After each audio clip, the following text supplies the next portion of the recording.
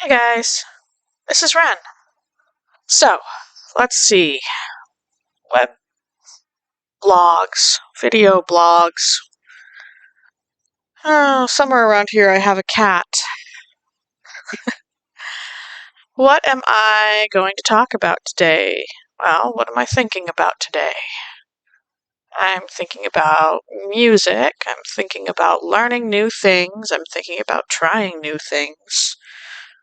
I'm thinking about the fact that cats turn into savage little beasts that when their carefully lined up plans don't work well, but I guess humans do the same thing.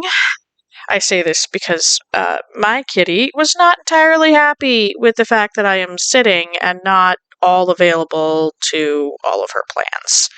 She just wanted to play, and the only thing she had to play with was my hand. I don't think she realizes how sharp her claws are. But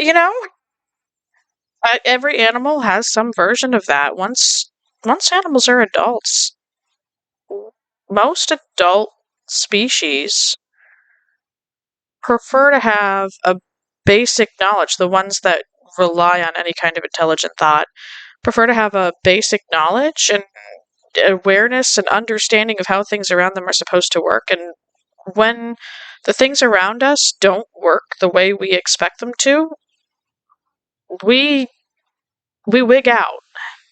I don't think panic is always the right word. A lot of people don't panic, but I at least know that when I had a plan in my head and an idea in my head of how things were supposed to go, and things get off that script, I get weirded out. I get uncomfortable. I have to stop and deliberately rethink things. And I think that's just a thing that we need to experience on a regular basis for that not to start happening. I feel like I need to experience that more. We have so much control in our worlds right now, and where we don't have control, things tend to work out a specific way over and over and over, which means we've got a fair understanding of expected routines. We just don't have a lot of practice with the unexpected, the unfamiliar, with stuff outside of our knowledge base. And I feel like that's a really valuable thing to have. The ability, the skill set, because it is a skill set, to take a step back and think about new things as neither good nor bad, but just new, and let ourselves experience them a few times and consider what their long-term impact is going to be. It's not easy. It's often very, very difficult. And we live in a world that adapts and changes and grows.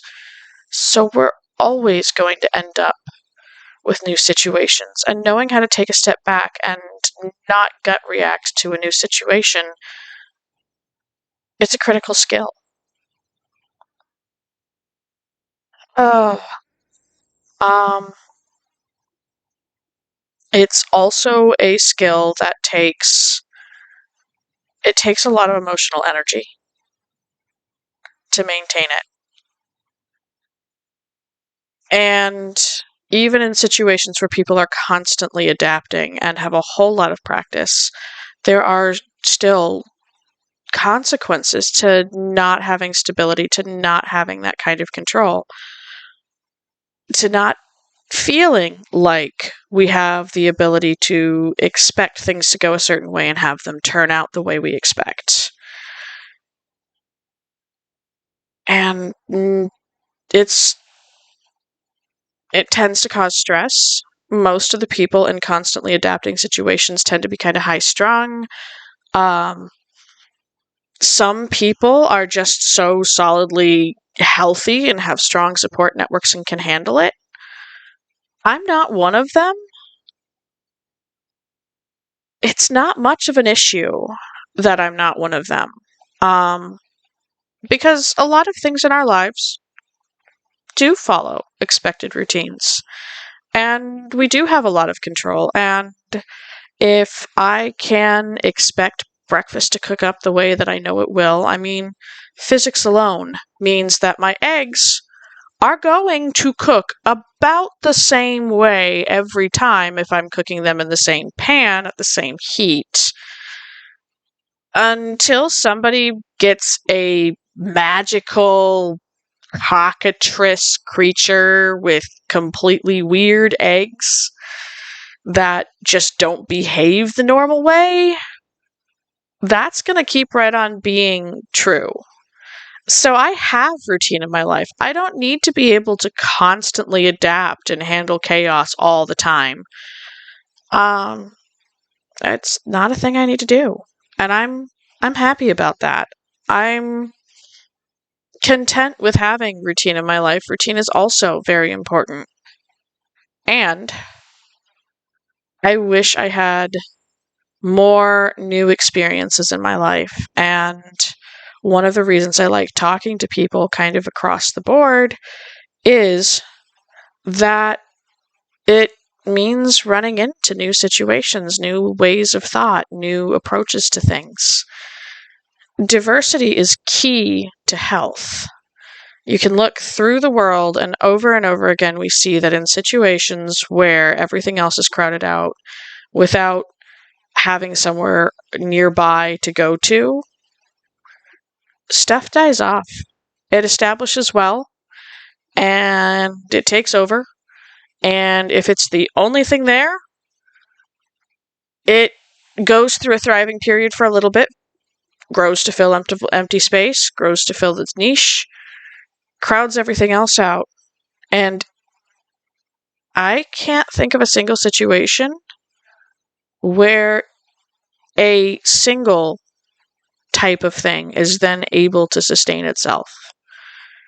Even the ground, even bare rock, is a number of different things, a number of different atoms, a number of different elements. So being able to handle new is important.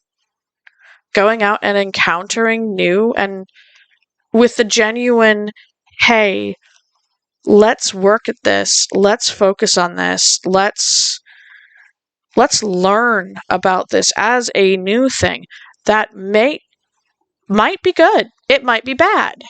And it's okay that it might be good or it might be bad. It's okay to try new things out and find out we just don't like them, or they just don't work for us, or they just don't work in general. And it's okay to try new things out that everyone else is sitting there saying probably won't be good, and find out that we love it. Just, we need to be careful not to let ourselves get into ruts.